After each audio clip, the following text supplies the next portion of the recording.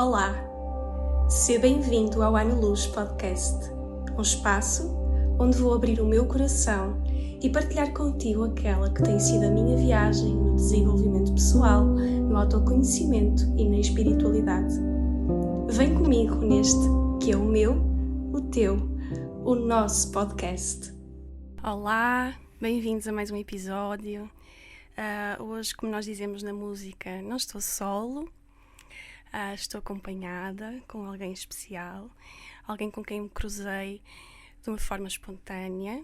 A vida tem destes encontros e num concerto cruzei-me então com este ser de luz. Vão perceber porque é que eu estou a usar esta expressão.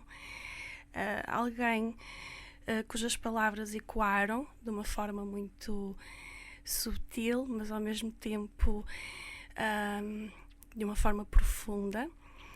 E de seguida ao concerto deparei-me também com a sua página, uma página inspiradora, uma página de colo, uma página de aconchego, de abraço, e que quem tem o privilégio de acompanhar e de ler, acredito que seja todos os dias um cantinho de luz, um cantinho de paz. Então tenho aqui comigo hoje o Padre Paulo Duarte, Padre Jesuíta. Muito grata por tê-lo aqui, Padre Paulo. Sílvia, obrigado pelo convite também. É um gosto. Maravilha, tê-lo aqui mesmo. Olha, vou começar por perguntar assim algo mais, digamos, direcionado para a sua arte, para a sua missão. Considera que o título de padre, que é algo que tem vindo a ser, digamos que desmistificado de alguma forma, ou seja, as pessoas tendem agora a aproximar-se mais do que nas últimas décadas, que houve assim um certo distanciamento? Eu gosto muito, enfim, mais do que título, o nome de padre, no sentido de pai, não é? Padre, pater, pai. E pai nesse sentido de dador de vida. É verdade que ainda sinto, não é? Quando às vezes me apresento só como Paulo, portanto, ok, depois a seguir digo que sou padre, há uma mudança quase de postura da pessoa. Mas ou és padre conforme a situação. Eu sou. Pronto, então há ainda o rótulo, não é? Esta coisa do padre, a figura do padre. E depois é um padre um bocadinho diferente. Ainda estive num jantar em que estavam a apresentar alguém que é um padre, uma pessoa ucraniana, curiosamente, e curiosamente por estes tempos, não é? Sim. Que vivemos. E que parou. Os padres na minha terra são diferentes. E depois eu respondi-lhe, não é só na sua. Pronto, porque é um padre muito moderno. Mas que é isto, seja também, que não sou eu, muitos de nós da minha geração, esta coisa do moderno, não é? Mas que mais do que ser moderno é a questão desta proximidade. De evolução também. Sim, e sinto isso que as pessoas vão sentindo mais à vontade. E é verdade que esta história das redes sociais também ajuda a aproximar, porque a pessoa lê e pode-se identificar. Sim, acho que ali vou-lhe chamar, e é mesmo o inconsciente coletivo, ainda está muito marcado pela figura do padre, não é? A solenidade do padre, e, portanto, quando se diz ainda num determinado contexto do padre, portanto, ainda há mesmo às vezes quase diria, um estereótipo, quando, por exemplo, alguém ou propõe o meu nome para um convite para uma realidade assim um bocadinho mais fora, quando dizem um padre, as pessoas ficam assim meio, um padre, se calhar, mas depois quando o conhecem, há quase um desmontar. Não estavam à espera daquilo. E por isso, sim, há um desejo há um desejo de uma maior proximidade, porque uma das coisas que também me vou percebendo também pelas redes e minha presença uma outra vez na televisão, é que logo a seguir há um desejo de espiritualidade em crescendo. Mas isso não tenho dúvidas.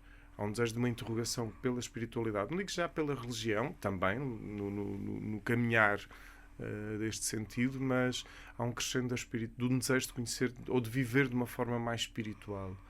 E depois, inevitavelmente, acabam por procurar. Vejo lá na Casa da Torre, onde estou, que é uma casa de retiros, e está em crescendo a busca para os retiros. Encontro do nosso próprio ser, sim, não é? Sim. Nós, é natural termos listas de espera para os retiros, não é?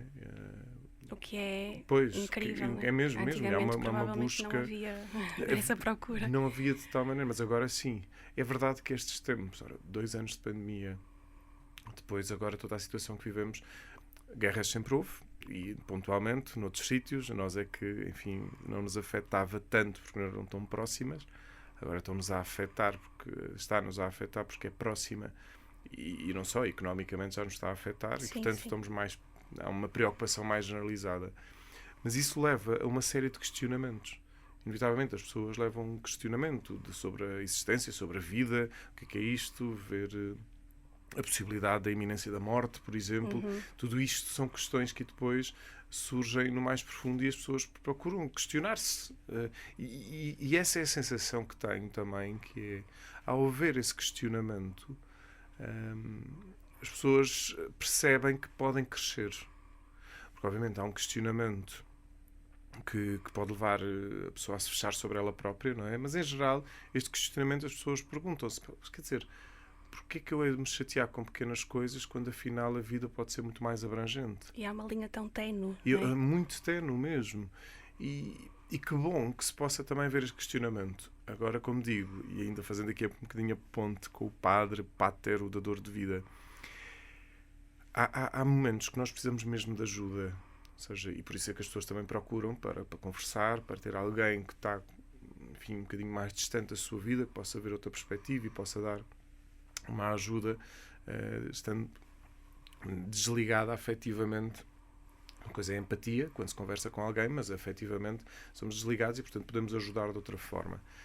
E também vejo isso, não é? Portanto, que quem eventualmente vive neste questionamento, às vezes, procurar ajuda, alguém que possa também, ou seja, que este questionamento leve a uma abertura do ser e não um fechamento, porque depois pode ser uma coisa muito, muito frustrante, muito preocupante. Ai, a vida, ai, a desgraça, e a desgraça. Às vezes eu costumo dizer, é preciso alguém que nos ajude a tirar o des da desgraça para ficar a graça. Exato. E então, quando nós atravessamos este lado, diríamos mais, às vezes triste e sombrio, porque é preciso atravessá-lo, não é? Algo novo surge. Por isso é que uso muitas vezes a imagem para nós, no contexto religioso cristão, para nós é muito forte, é o que estamos prestes a viver, que é a Páscoa, não é? E a Páscoa, no fundo, é esta travessia de Jesus, esta travessia pela morte, pela sombra, no fundo, a imagem da Sexta-feira Santa, para chegarmos ao domingo. Portanto, algo novo surge, uma ressurreição. E na nossa vida isso é possível. Ou seja, quando nós atravessamos as nossas realidades mais profundas, e atenção, isto não é um heroísmo, não é uma coisa que, agora de manhã, agora vou atravessar as minhas realidades mais profundas, não é assim, não é? Mas a vida vai nos levando a isso, acontecimentos de vida, lutos, ou seja, mudanças às vezes, é isto, a empresa que fechou, o trabalho que aconteceu, alguém que fica doente e que leva, no fundo, estes questionamentos mais profundos, e é essa travessia que deve ser feita. Claro que isto não estamos aqui a falar de um tempo cronológico, mas estamos sempre a falar de um tempo, eu chamo-lhe um tempo existencial, que não é dizer, isto ao fim de 5 dias já está. Não é bem assim. As pessoas até dizem, o tempo... Sim, mas há muitos tempos. E este tempo existencial leva-nos a que possamos fazer esta travessia com ajuda, e era como dizia há pouco, não é? Às vezes há momentos que depois a gente percebe, eu chateava-me com isto, vou-me irritar com isto, vale a pena me irritar com isto, vale a pena gastar energia com, até digo, não é? Com o trânsito, vale a pena gastar energia com aquela pessoa que tem esta ou aquela característica que às vezes me chateia, quer dizer, mas às tantas pensar, porque é que eu não ganho distância disto? Para dedicar tempo e espaço da minha vida, porque é uma escolha, para o que realmente vale a pena para a minha vida. E o que vale a pena, e sim, cultivar as relações saudáveis, as relações que nos levam a uma felicidade mais profunda. E não é estarmos sempre num contentamento, felicidadezinha, não é isso, uma felicidade mais profunda. Ganhar tempo. Às vezes diz-se, eu não quero perder tempo com isto. Ok, então, se não queres perder tempo com isto, para quê? Para ganhar tempo com aquilo. Com outra coisa. Com outra coisa que valha mesmo não a pena. Não é ficar estagnado, não é? Sim, as relações, as boas relações, o cultivar. E às vezes ganhar tempo, por exemplo, com perdão, perdoar-se. Às vezes temos de nos perdoar muito a nós mesmos. Tanto. E depois perdoar às outras pessoas. Parece-me que é muito, muito esse caminho, não é? E no fundo olha, cá está, lá vou eu fazer aqui a ponto quase início, né? Da dor de vida, dar vida. Porque de algum modo é curioso, porque nós dizemos nos batizados, não é? Portanto, quem é batizado, enfim, isto depois podemos alargar um pouco, mas quem é batizado, quando somos batizados, identificamos com Jesus, que é profeta, sacerdote e rei. Enfim, é a imagem dentro do ritual. E quando estamos sintonizados com a nossa verdade, a nossa autenticidade, vem algo de profecia, ou seja, a nossa capacidade de ver mais longe as coisas, no sentido mais luminoso. Ver para além de. Ver para além de. Se nós estamos sintonizados com a nossa dimensão sacerdotal, significa que cada um de nós também, de algum modo, é um pater, mater, no sentido de dador de vida. Impacta a vida do não é? outro. Portanto, e quantas vezes não sentimos pessoas da nossa amizade, ou pessoas que conhecemos, não é? Que impactam pela dimensão de luz, pela dimensão de vida que transmitem, e apetece estar ao lado dessa pessoa porque a pessoa é rica em profundidade. E depois, aqui o lado de rei, não é? Reinado, no sentido de quando nós estamos centrados, não é? Temos este bom poder de ajudar. Porque nós, há dias, alguém partilhava que devia acabar o poder no mundo. E eu pensei, não, devia acabar era o mau uso do poder no mundo. Porque ainda bem que temos poder. Porque nós somos, quer dizer, temos poder. Poder é quase que um sinónimo de liberdade também. Sim, exatamente. Quando é bem usado, não é? Eu posso fazer. Agora, este posso fazer em que sentido? Se é um sentido de ajudar, se é um sentido de colaborar, se é um sentido de dar vida, então vamos usar este poder que temos. Eu tenho um poder de conhecimento. Quem estuda, por exemplo, tem um poder de conhecimento. Porque aprendeu aquela realidade. Agora, certo. O que é que eu faço com isso? Então deixem-me fazer as coisas para o bem, para um sentido de bem. Portanto, não é tanta questão de não ter poder, isto é a lógica do profeta, sacerdote e rei, não é uma questão de não ter poder, é o que é que eu faço com ele. Saber Mais utilizar. uma vez, saber utilizar, exatamente. Porque este lado de crescimento humano, nós enquanto pessoas, de poder saber usar bem o poder. E quanto mais soubermos usar bem o poder que nós temos, o poder, sobretudo, do conhecimento, do poder... A sabedoria da que cada um de nós tem. O poder que nos... Por exemplo, imaginemos quem é eleito para um cargo, por exemplo, não é? Os chamados cargos de poder. A responsabilidade que deve de haver aí, e isso é uma coisa que eu sinto, não é? A nível mais político, apercebo-me a nível mais político, que falta liderança, no sentido de perceber como usar este poder que me foi confiado. Ou seja, quando nós elegemos um político, quando um político é eleito, seja para que realidade for, é-lhe confiado este poder. Falta amor ao próximo? Pois. Não sei se faltará amor ao próximo, mas às vezes as pessoas acabam por estar, quando têm estes cargos, ficam inchadas. Quase no sentido de, agora sou eu a dominar. É o ego, não é? Pronto, o ego desajustado, chamemos-lhe assim. E temos esta realidade agora de dominar, ou seja, que posso dominar, e eu fico a pensar, está bem, dominar, mas, meus amigos, é só para relembrar que vocês vão à casa de banho como toda a gente. Exato. Desculpem-me, quer dizer, agora foi-vos confiado algo, mas que deve ser não para um abuso, mas para um uso com responsabilidade. Fazer a diferença, humanizar. Eu acho que isto, que bom, ou seja, nós necessitamos de pessoas líderes, no sentido de que nos ajudem a orientar, a coordenar, etc., mas que seja sempre no sentido de uma liderança colaborativa, numa liderança que cada pessoa se sinta participante daquilo que está a acontecer e daquilo que pode ser um pequeno grupo de uma atividade, como pode ser de uma pequena aldeia, como pode ser de uma cidade, como pode ser de um país. E quando nós nos juntamos como pessoas, e, bem, alargadamente o mundo deveria ser, não é? Bem, mas isso já é o meu lado utópico a voar e que vou por aí fora. mas que quando nós nos vivemos este sentido de colaboração, e que acontece muito a partir dos dons. Tenho pensado nisto. Bem, como nós vamos a partir de uma pergunta. Mas o pater, não é? Mais uma vez, o dador de vida. Quando nós tomamos consciência dos nossos dons, das nossas qualidades, e aí é verdade que nós mudar um bocadinho esta visão, porque tivemos uma visão muito, diria, uma visão muito, cá está, a partir da falha, do pecado, do defeito, sacrifício, punição. pronto. Que tudo isso tem um sentido, mas quando nós exageramos esses sentidos, ou quando nós, cá está, também abusamos dessas realidades, elas causam, enfim, causam também uma separação, causam, assim, o tal afastamento.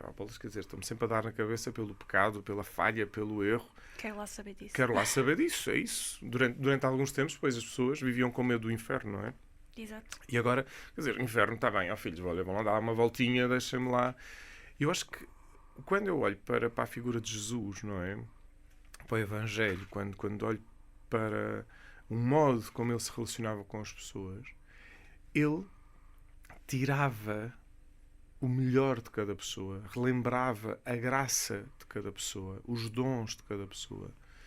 Mesmo que fosse, bem, os apóstolos, os discípulos que ele escolhe, quer dizer, há no fundo, mais às vezes desajustado, e a gente fica a pensar, meu Deus, é esta equipa de trabalho que Jesus convidou, uou. E é isto porquê? Porque Jesus quer nos mostrar que do melhor de cada um podemos tirar tanto. E é isto, quando nós começamos a perceber o nosso dom, a nossa graça, o nosso talento, e no sítio certo, também sem exageros, porque a humildade é a verdade, não é nem uma desvalorização, nem uma hipervalorização. Equilíbrio. O equilíbrio, sim, é a verdade. Ou seja, eu tenho consciência dos meus dons, mas tenho a consciência que não sou Pronto, eu sou bom comunicador, sou bom escutador, mas não sou o bom comunicador. Uhum. Não sou o bom escutador, porque aí calma lá, são 7 mil milhões de pessoas. Faz parte de uma boa equipa, pronto. Não? Agora, quando tomo consciência dos dons, quando cada um de nós, cada uma toma consciência dos dons, o que é que acontece? Podemos partir para uma colaboração. Porque não é quando nós muitas vezes estamos no defeito, estamos quase constantemente numa competição, no sentido quase da existência. E depois às vezes eu não tenho que competir com ninguém em minha existência. Sim, às vezes a gente esquece que vive no coletivo, não é? Pois, que é um a dimensão que é comunitária. individualizado, Claro, mas claro. que depois há Mas um depois coletivo. vivemos em relação, quer queiramos, quer não. E quer a dizer... humanizar que o Padre Paulo tanto fala, que eu acho tão bonito. Uhum. Eu sinto que passa também muito por aí, que é parar só de pensar, ok, o nosso processo individual é fundamental, não é? É preponderante para a nossa evolução, mas depois percebermos que tudo passa também pelo grupo. Claro, pela comunidade. Pela dinâmica de grupo, Claro. não é? Pela partilha, pela interação, pela união. Nós não conseguimos viver só quem possa ter uma vocação especial de ermitério, não é? E acontece a alguns, mas mesmo assim é curioso que quando nós pensamos até as figuras que são mais de ermitas, que querem dedicar a vida 100% à oração, que acontece, até essas pessoas, até a sua oração é por alguém, é com alguém, que é o outro, a figura de Deus, não é? Mas é também sempre por alguém, é rezar pelo mundo. Portanto, essa dimensão da comunidade, da relação está sempre presente. Porque nós não vivemos fechados sobre nós próprios. É que se vivemos fechados sobre nós próprios, no fundo anulamo-nos quase como seres, porque nós somos seres de relação, inevitavelmente. Nós vivemos em relação, somos seres de relação e vivemos em relação. E essa relação em colaboração que nos devia ajudar a crescer, de facto, cá está, a humanizar enquanto comunidade e perceber que aquilo que nós fazemos e podemos fazer em relação aos outros pode nos ajudar a crescer, não só individualmente, mas a todos. Esse é que muitas vezes é o ponto. Está a falar de Jesus e de facto há muito quem fala disso, né? do não julgamento. Não havia esse julgamento por parte dele. Havia um enaltecer da pessoa. Quer dizer, Jesus nunca julgou a pessoa. Julgava as atitudes e os comportamentos e era muito crítico com as atitudes e comportamentos, crítico negativamente com as atitudes e os julgamentos mas de quem não precisa de um puxão de orelhas de vez em quando. Pois, mas nas suas atitudes e claro. Comportamentos, não é? Agora, enquanto pessoas, Jesus olhava para a pessoa sempre na sua totalidade. E digo, não é? Hoje em dia, se tu olha para o Evangelho, 2000 anos depois, por exemplo, com os estudos que temos a ter a nível mais das neurociências, da psicologia, do conhecimento da pessoa, por exemplo, como insisto muitas vezes, não é? Não há crianças mal comportadas, há crianças mal amadas que depois se manifestam num mau comportamento. Porque a criança quer atenção e hoje em dia percebemos, não é, com estudos, sobretudo a nível do trauma, que esse mau comportamento é uma manifestação de uma necessidade de atenção. E alargando para criança, às vezes alarga para adultos também. O que é um mau comportamento? Que tem que ser julgado, que tem que ser sancionado, isso não está em causa, mas depois, para ajudar verdadeiramente aquela pessoa, não é só enfim, ultimamente pô-la na prisão, não é? Mas não, é como é que nós podemos ajudar aquela pessoa naquele caminho quase de reestruturação do ser. E porque muitas vezes o que acaba a acontecer é, de facto, há ali uma falta de amor imensa. E Jesus olhava para cada pessoa, mesmo, enfim, outra vez no Evangelho, ele era assim um bocadinho rígido com as figuras dos fariseus e saduceus, porque, como ele dizia, põem cargos pesados aos ombros dos outros, mas nem eles próprios conseguem carregar, não é? E era isto, portanto, era isto a crítica negativa da atitude e do comportamento. Mas, ao mesmo tempo, ele olhava para a pessoa porque ele o relato do Evangelho, que foi jantar à casa de um fariseu. Portanto, não é aquela coisa, não, com os fariseus não quero saber nada, portanto, não me interessa. Não julga. Abriu espaço. Abre espaço sempre para a oportunidade do reencontro. É curioso o Padre Paulo falar da criança, porque eu trabalho com crianças também, agora menos, já trabalhei mais. E eu lembro muitas vezes as crianças comentarem comigo de, em casa eu não posso fazer isto e não sei porquê. Só é-me dito não. Mas porquê é que eu não posso fazer, não é? Porquê é que não dá?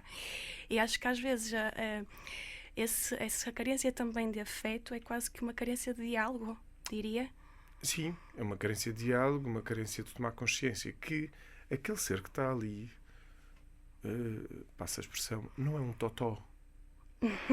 Porque às vezes temos a tendência de olhar para a criança, não sabe, não percebe nada. Não, a criança percebe, sente. Pode não ter uma percepção intelectual, por dentro da sua estrutura de evolução pedagogicamente ou de desenvolvimento pessoal. Sim, uma cognição, né? De cognição, portanto, todos nós temos uma evolução e crescimento. Portanto, pode haver os extremos, mais uma vez, os extremos perigosos, não é? Porque, é uma totó, não percebe nada, portanto, não, sou eu que decido e já está. Depois há outro extremo que é também se quer que a criança seja um adulto em miniatura. Exato. Portanto, também, para o que dá jeito, ela já tem que entender.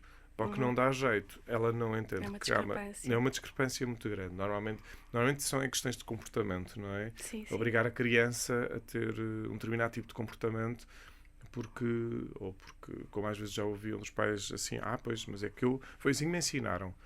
Mas foi assim que ensinaram há quanto? Há 30 anos? E mais do que isso também, como é que sentiste que isso foi para ti, como é que isso foi para ti, não é? Foi há 30 ou 40 anos, qual era o contexto? O que hoje já se sabe do desenvolvimento da criança, por aí fora, do desenvolvimento humano enquanto se é criança e adolescente.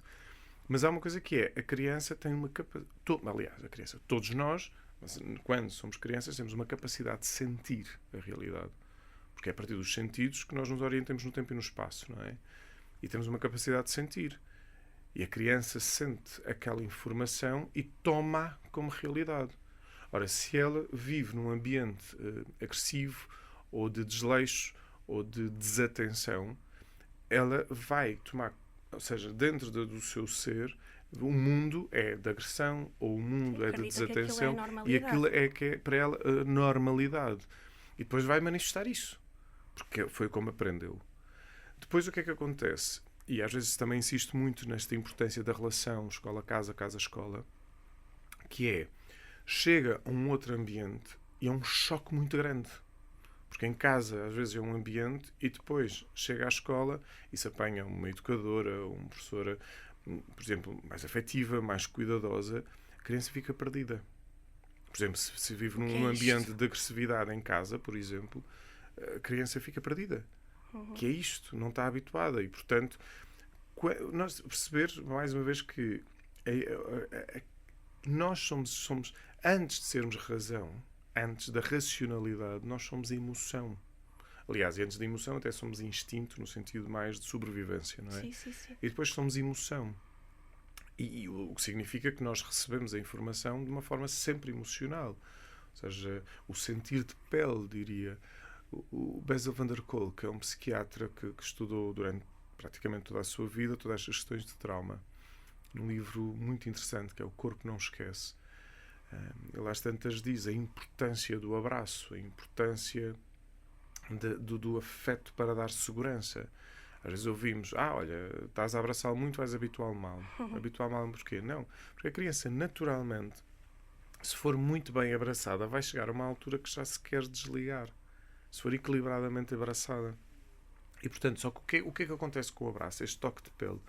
Este toque de pele dá informação de segurança, no sentido do abraço.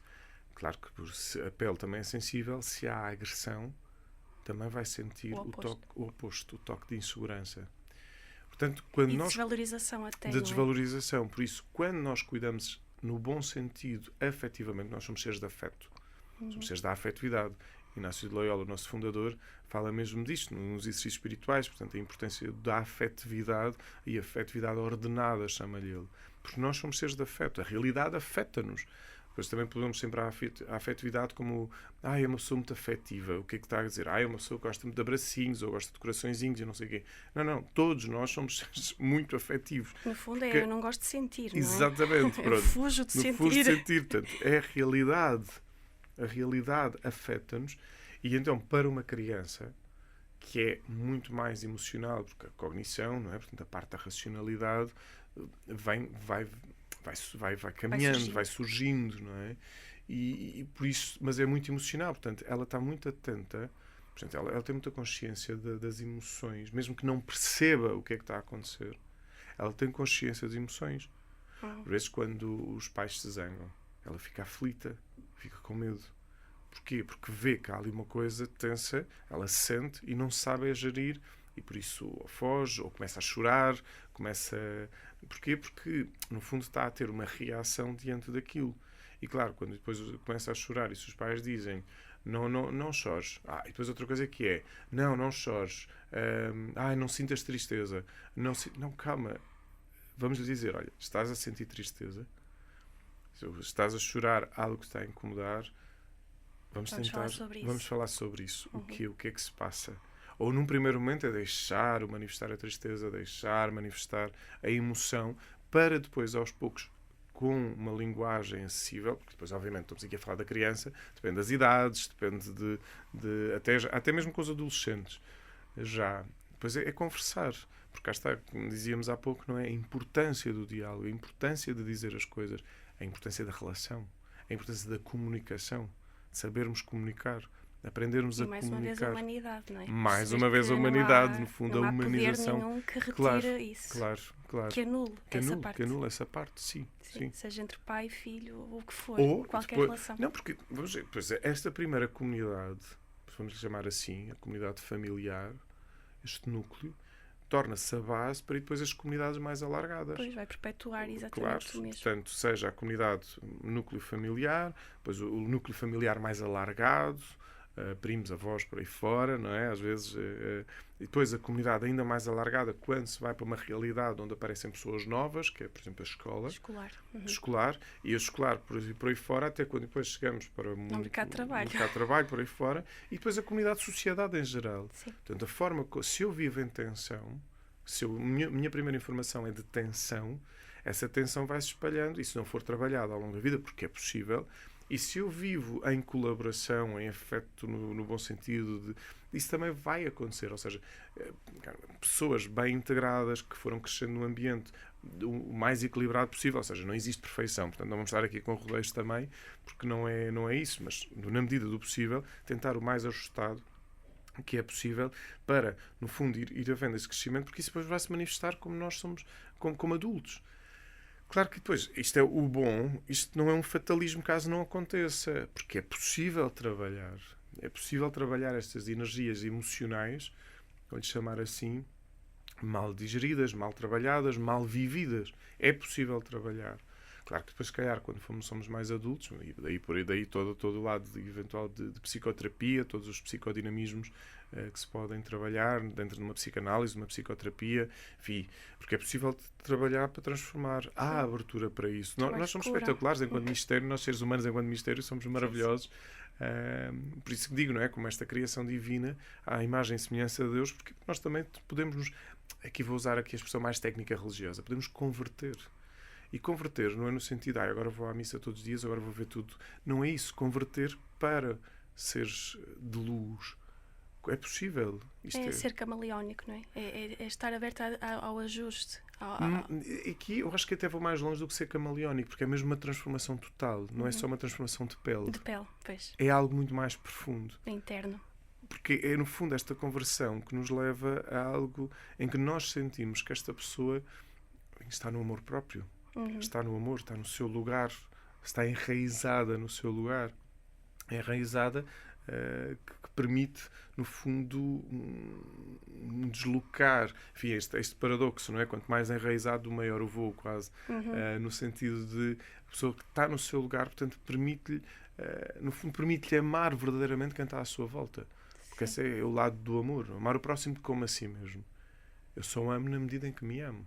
E não tem nada a ver com egoísmo, porque às vezes as pessoas, mas o quê? Amar-me? Não, eu amo, sou eu, quer dizer, sou eu, o pão, quer dizer, não sou mais ninguém.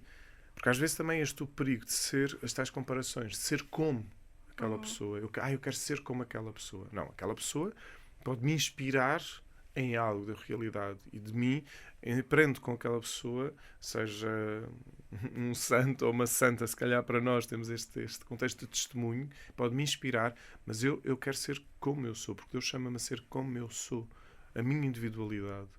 E as outras pessoas, ou no fundo nós, uns aos outros, podemos nos inspirar para algo novo, para algo mais humano. E, portanto, libertamos de comparação, no sentido de, eu quero ser como aquela pessoa é assim, eu não sou. Calma, ok, o que é que me pode inspirar ou o que é que me é ajustado fazer agora para melhorar como pessoa ou não. Mas quando isso acontece... Não é um adicionar e não um subtrair. Exatamente.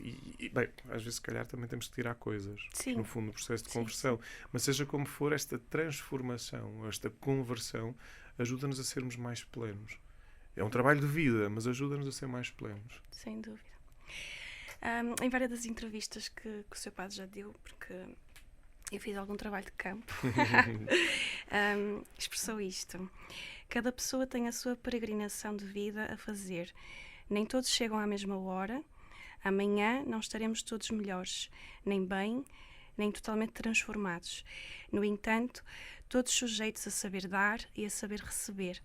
Repartir o material, respeitar o emocional, acolher o espiritual. Achei isto lindo.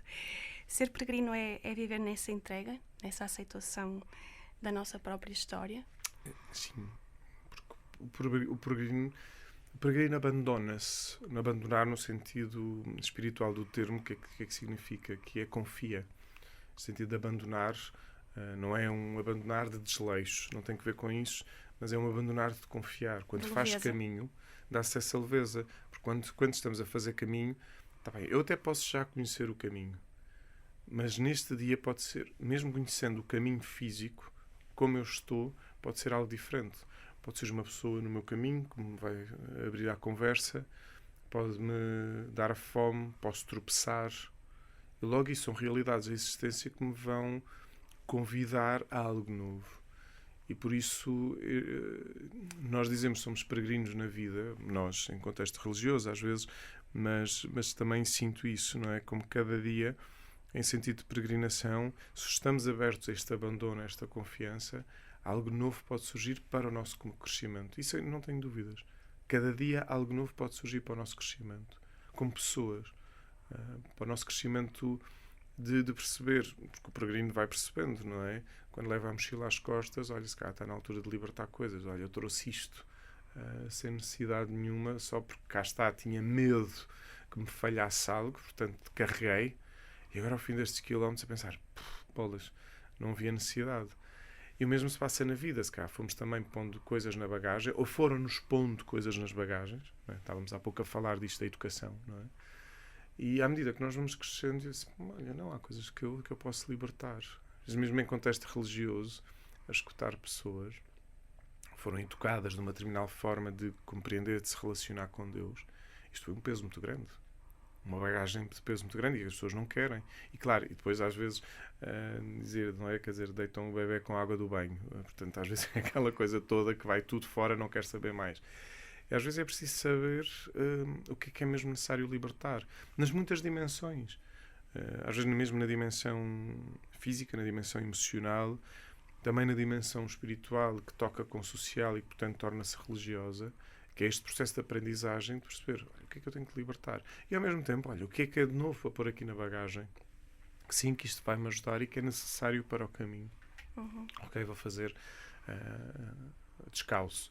Não, se calhar vou chegar a uma altura, não, eu preciso aqui de uns sapatos, não é? Porque acabei de queimar os pés, o resto não faz sentido, não é? Só para ser uma radicalidade. Não, deixa-me lá cuidar de mim também, deixa-me pôr uns sapatos, portanto, deixa-me cuidar. Eu acho que é fundamental, mais uma vez, este equilíbrio. E à medida que nós vamos caminhando como peregrinos, vamos nos apercebendo a força da vida e vamos nos apercebendo as transformações, vamos percebendo a maturação. E da nossa própria força. Sim, sim. E que cada vez mais passa a ser até uma força interior. Daí a figura que nós hoje temos, tenho pena, não é? Porque temos evoluído, bem, o Papa Francisco também fala muito sobre isto, mas temos muito evoluído para a história da juventude, sermos jovens, eternamente jovens, a fonte da eterna juventude, e então o ser ancião, não é? Não, porque agora é o velho, não. Resgatar a antiga figura do ancião, que era aquela pessoa da sabedoria, que tinha a experiência da vida, com quem nós podíamos ir falar e que nos falava desde um lugar de mestria, não é? De inspiração. Porquê? Porque tem uma experiência de vida. Mas todos nós somos chamados a ser anciãos e anciãs. Não é uma coisa reservada para alguns, porque se nós formos verdadeiramente fazer um caminho de vida, não é? A ruga deixa de ser uma preocupação, os cabelos brancos deixam de ser uma preocupação, ou o não cabelo, não é? Como é o meu caso. Deixa de ser uma preocupação, porque a preocupação maior passa a ser o ser na sua plenitude. E a peregrinação vai nos ajudar a isto. Porque depois, quando chegamos às etapas de destino, não é? Porque acho que o destino final, para meu ver, pronto, é a plenitude no amor de Deus. Se bem que eu digo, não tenho pressa. Cada coisa no seu tempo. Sim. Mas que vamos fazendo etapas e que cada etapa possa ser, no fundo, olha, já está uma transformação. Olha que bom. Olha a leveza, de facto, da vida a acontecer. E é muito libertador, é muito bom. Por isso a imagem da peregrinação tem este quê de liberdade. À medida que nós vamos peregrinando, e se formos verdadeiramente peregrinando, há uma liberdade a acontecer. Uhum. E esse largar que o Padre Paulo fala é esse repartir o material, não é? E esse repartir o material abre então espaço para nós acolhermos o espiritual, sim, essa espiritualidade sim, que fala. Porque percebemos, muitas vezes fala esta coisa de libertarmos cada vez mais do ter para nos agarrarmos cada vez mais, ou pelo menos tomarmos consciência mais do ser. Uhum.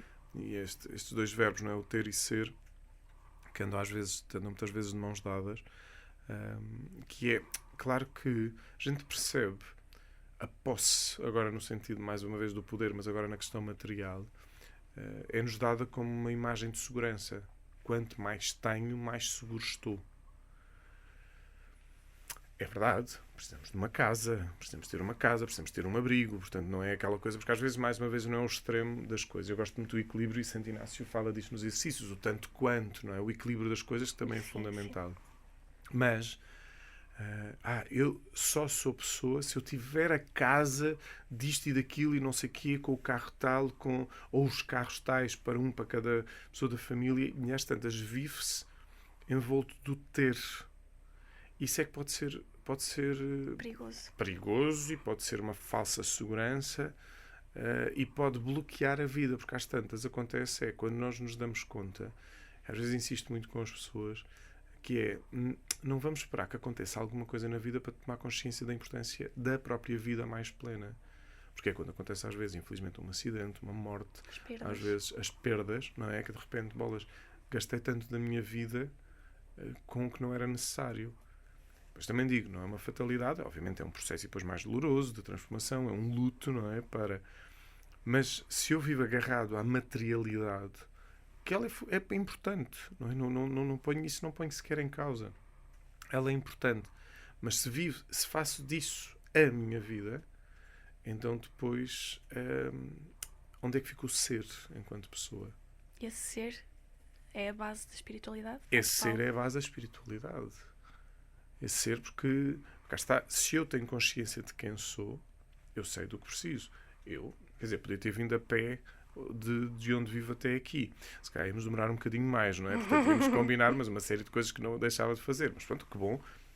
enfim, enquanto comunidade, temos um carro, portanto, pego no carro e venho. Portanto, não é questão do ter ou não ter superficial. A questão é, se eu absolutizo o ter, a tal materialidade, e não a reparto, a gente sente isso. Quando nós somos capazes de repartir, se eu tenho a mais, por que não dar? Acho que uma das imagens, se calhar, tinha enfim, chamamos do antigamente, não é? O ofertório da missa. Na missa, quando vem o momento do ofertório, as pessoas põem lá a moedinha, o meu brinco, mas é, no fundo, o fruto do trabalho. Aquele fruto do trabalho é depois para ser repartido com quem mais necessita. E em tempos, o que é que as pessoas levavam ao domingo à missa? Um saco de batatas, umas cenouras, porque era o fruto do trabalho da terra. Ou o que fosse, não é? Ou se fosse necessário um trabalho de carpintaria, digam-me, não vão levar à missa, trabalho, mas pronto, a pessoa estava disponível para os mais pobres. Então era uma comunidade que de algum modo repartia esse ter. E a comunidade vivia esta felicidade de amor. Ou seja, se eu tenho mais disto e outra pessoa, outra realidade tem mais daquilo, olha, porque não vamos trocar? Porque não vamos colaborar? Ou seja, nesse sentido, não é? Portanto, mais uma vez, quer dizer, até estávamos há pouco a falar do conhecimento. Se eu tenho este conhecimento, o que é que me interessa guardá-lo para mim? O que é que me interessa? Não, é o repartir, porque depois essa materialidade também pode ser uma materialidade intelectual, chamemos-lhe assim. Não é? Portanto, eu posso ter, imaginemos, muito conhecimento, mas para quê? Só para ser um tipo fechado, um gabinete, ou o tal doutor que sabe muito, isso não me adianta de nada. Agora, quando eu vivo esta experiência do repartir, o espiritual acontece porque percebemos que vivemos na dádiva, no dom, na tal graça da partilha. Então aí dá-se o espiritual. Que é do nosso espírito, não é? Que é do espiritual, que é de algo muito mais profundo. Sim. O Padre Paulo já escreveu 2 livros até ao momento, certo? Sim. Deus como Tu. Foi o primeiro. E Rezar a Vida, Sim. que é mais recente. Sim. Podemos encontrá-los ainda à venda? Sim. Okay. No outro dia tive uma boa surpresa. Foi na FNAC de Braga. A FNAC costuma pôr o nome dos autores. Estava lá o meu nome na prateleira. Uau! Mais de conhecido. Achei um piadão enorme, aquelas coisas, pronto, mas sim, é impossível ainda encontrá-la aí nas livrarias. E a escrita é uma paixão ou uma missão? Acabam por se juntar as duas em conjunto com uma libertação. Ok. Sim, porque, enfim, acaba por ser uma oportunidade quando escrevo. Quando escrevo, no fundo, acaba por ser uma libertação neste lado de síntese, às vezes. Descarregar do peregrino. Pronto, descarregar do peregrino, quase ao jeito do diário espiritual, não é? Sim. O diário espiritual de uma partilha, diálogo. Depois começa a ser paixão, também. Não diria que é uma coisa que é algo arrebatador. Não, também não. Gosto de escrever. Tenho vindo a aprender a escrever, porque acho que também é uma aprendizagem na escrita. Eu olho para coisas que escrevi há anos e até na própria escrita há ali uma evolução, como é natural. É natural. Pronto, e depois como missão. Enfim, as redes sociais levaram a isso, não é? E sinto que pode ser ali uma ajuda. De vez em quando vivo a minha atenção de vou desaparecer disto, quero sair, porque as redes sociais também podem ser lugares de muita tensão. Sim, muita densidade. Muita densidade. E depois, olha, vamos escrever mais um, já está. Às vezes sim, saio assim uns dias, mas depois para voltar. Porque também vou percebendo aqui, com humildade o digo, não é? Enfim, também com o feedback que tenho recebido, as pessoas que me vão comentando, se pode ser um espaço de luz, pode ser, se a minha escrita, não sendo a escrita, mas te contribui para a luz, então, olha, se calhar, é isto, torna-se um lugar de missão, torna-se um lugar também de anúncio, de tal anunciar. colo que eu falei no o tal início. colo, pronto, sim, dessa vida a acontecer. Na sua visão, nós somos realmente essa centelha divina, quando fala de Deus como tu, não é? Todos nós somos essa extensão do amor que Deus sim, representa. porque, vamos dizer, eu acredito no Deus encarnado, o Deus que assume carne, assume corpo em Jesus, e o Espírito, no fundo, dele, que nos vem arrebatar com o fogo, não é? Depois com o Pentecostes, mas eu acredito neste Deus que é encarnado. E ele, ao encarnar, a nossa carne torna-se divina no sentido de humanidade. Claro, com uma liberdade, cada um de nós pode decidir a relação com ele ou não, mas a nossa carne torna-se lugar de Deus, o nosso ser torna-se lugar de Deus. São Paulo fala disto, uma imagem muito bonita, não é? Que nós somos templo do Espírito Santo. E templo do Espírito Santo não é agora para sermos pessoas muito arrumadinhas, que não faz mal, que aquela imagem do bom comportamento, não é? Quer dizer, é uma pessoa muito bem comportada. Calma, quer dizer, uma pessoa que está livre. E quando, se calhar, tem-se manifestar no sentido mais tenso, manifesta-se, mas também quando ri, quando dá vida. Eu acho que assim uma figura que, mais uma vez, que nos inspira muito, nós vemos é o Papa Francisco. Sim, porque Deus também é tempestade, não é? Pois, às não vezes. É só bonança. Pois, enfim, a agitação, o ruá, na expressão do Primeiro Testamento no Gênesis, o ruá, que a gente fala do Espírito, é vento intempestuoso. Exato. A tradução direta é vento intempestuoso. E, portanto, para agitar, no fundo. Mas dizia, nós olhamos para o Papa Francisco e vemos-lo quando está com as crianças, assim, com aquele sorriso rasgado, mas ao mesmo tempo também o vemos com tristeza profunda quando há algo de sofrimento, e ao mesmo tempo, quando ele está a celebrar, vemos-lo com uma solenidade de rosto e de presença. E é isto, ou seja, quando nós estamos na profundidade do ser, podemos, no caso também digo, não é? Quer dizer, em Deus, sentimos que ora é para rir, ora para chorar, é para chorar. São Paulo diz, saber rir com os que rirem, chorar com os que choram. Portanto, somos conectados. O lado mais profundo é a empatia.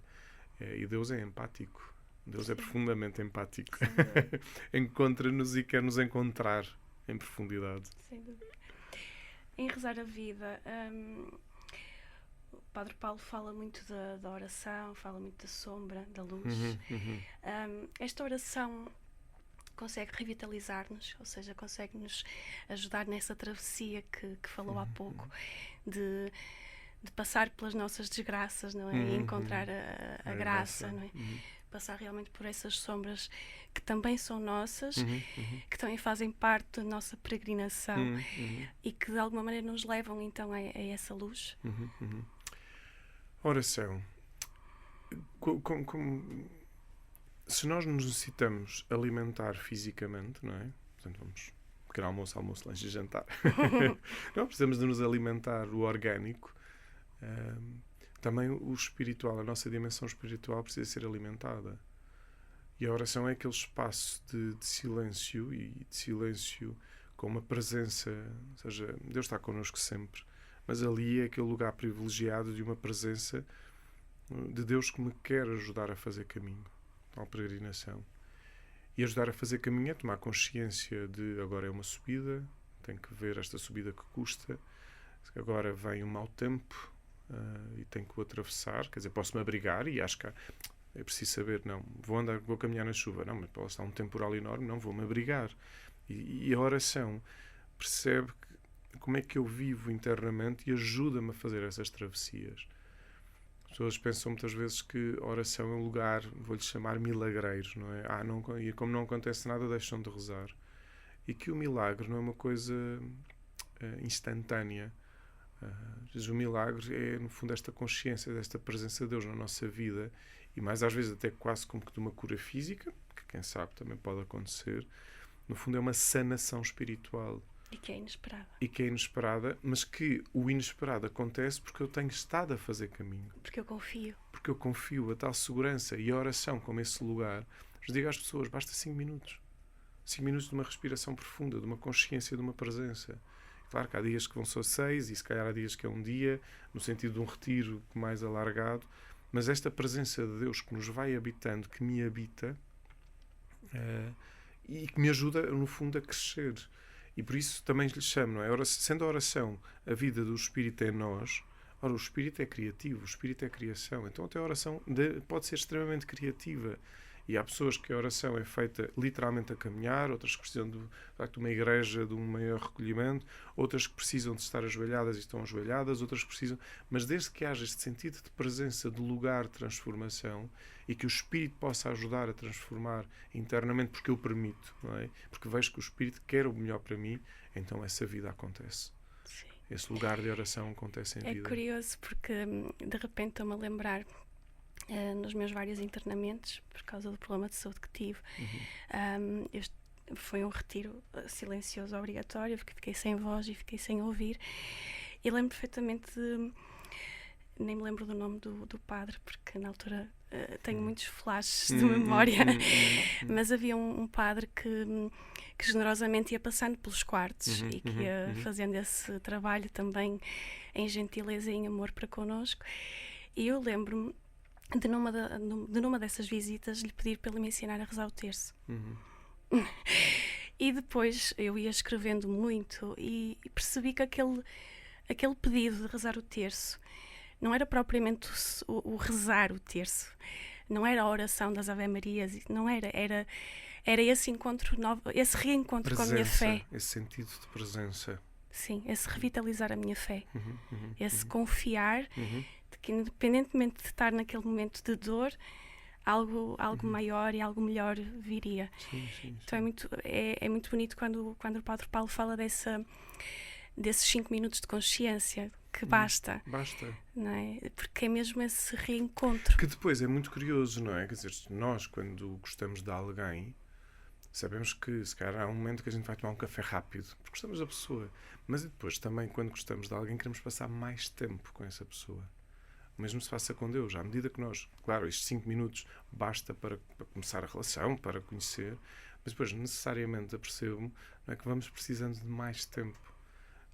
Claro, temos o nosso cotidiano, o nosso dia-a-dia, que não dá propriamente para fazer um dia inteiro de oração sempre, mas de vez em quando é preciso, como com quem gostamos, não é? Inácio fala disto, uma relação de falar com Deus como um amigo fala com um amigo. E que é isto, quer dizer, com um amigo não podemos estar a tomar café de 5 minutos todos os dias, porque há dias que vamos necessitar, podemos combinar um almoço. Que um almoço implica mais tempo. É um dia, olha, vamos passar o fim de semana juntos, ou com as famílias, vamos passar, porquê? Porque queremos estar mais tempo juntos. E o mais tempo juntos não é que vamos estar a falar constantemente. Até diz de uma forma mesmo muito bonita, quem tem uma amizade forte com alguém pode estar lado a lado e sem falar. E não é incómodo. E às vezes na oração também não tem de ser aquela coisa que estamos constantemente a falar. Basta uma presença, não é só verbalizar. Nós sentimos isto, não é? Quer dizer, quando tanta gente... Dizer, é uma integração. Eu com a minha melhor amiga, a Suzane, que é assim a minha melhor amiga do mundo e arredores e universo, como dizemos, quantas vezes nós não estamos, olha, vamos dar uma volta, quando vou a Portimão e ela lá está, olha, vamos dar uma volta à praia. E depois vamos dar uma volta à praia e sentamos a olhar para o mar e não estamos sempre à conversa. E não sentimos desconforto. É um contemplar também. É um contemplar também da amizade. E da com vida. Deus isso pode acontecer. Podemos estar a contemplar sem desconforto. Porque às vezes as pessoas dizem, pois eu vou, não tenho nada para dizer, é um desconforto. E eu, pois, porque essa relação ainda não está. Ainda estamos a achar que Deus fica incomodado por eu não estar a dizer nada. Não, Deus fica profundamente feliz com a minha presença. Com Ele. Aqui estou. E quando nós percebemos isto, não é? Espiritualmente falando, torna-se arrebatador. Porque depois, quando eu quero mesmo falar, manifestar a minha zanga, a minha tristeza, ou até mesmo a minha alegria, mas sobretudo às vezes é mais a zanga e a tristeza, como digo, Deus tem as costas largas. Eu gosto muito desta expressão, não é? Quando Moisés está diante da sarça ardente, e da sarça, portanto, no fundo é a voz de Deus, não é? Eu ouvi o clamor do meu povo. E Deus ouve os nossos clamores. Não só como povo comunidade, não é? Mas ouve também os nossos clamores individuais. Então Deus ouve o clamor e então faz qualquer coisa. Não, Ele envia intermediários, porque Ele enviou Moisés. E depois, mais à frente, não é? Envia o próprio Filho. Mas para nos mostrar como devemos fazer. Há ali uma atitude, não é paternalista, porque Deus não é paternalista, Deus não nos quer controlar. Mas há uma atitude também de nos ajudar a fazer crescer para sermos participantes da sua vida, para nós próprios sermos Deus uns para os outros e com os outros. Não é endeusados, mas é participantes da sua vida, à semelhança de Jesus, darmos vida, sermos dadores de vida. Porque eu acho que isto no fundo, cá está quase com o ponto que falámos no início, temos esta paternidade a acontecer, ou maternidade. Bem, enfim, uso mais a expressão paternidade pelo padre, mas também maternidade. Isso é outra coisa, não é? Conjugarmos o masculino e o feminino em nós, enfim, que isto dentro da nossa complexidade. Mas olhar para isto, não é? Deus ouve o clamor de cada um de nós e envia intermediários. Nós é que temos de estar atentos. Exato. Porque esses intermediários podem nos ajudar então tanto na vida, tanto. E há tantas formas de esses intermediários chegarem. Mesmo. Tão bom, haveria tanto ainda a falar, mas pronto, temos mesmo que concluir. Eu tinha aqui assim uma frase para lhe colocar, quase como questão, mas é uma pergunta retórica, digamos assim. E foi curioso porque ao longo da conversa o Padre Paulo falou algo do género. O melhor da jornada é essa peregrinação, é esse caminho, é esse percurso, ou é o chegar ao lugar? Acho que não é um O, é um I. Ok. Porque esta dicotomia pode ser perigosa. O chegar é importante, porque eu sei onde é que quero ir. Portanto, e é isso que me dá um impulso. E aproveitar bem o caminho. Porque quando eu faço esta conjugação, então estou a viver plenamente. Porque sei onde quero ir, sei onde quero chegar, mas também não faço disso o absoluto, porque preciso do caminho. Às vezes vejo a imagem, às vezes pessoas que vão para Fátima, que o importante é chegar a Fátima o mais rápido possível. Cuidado, porque podem perder muito do caminho. E outra coisa é a pessoa, tanto dá como se me deu o chegar.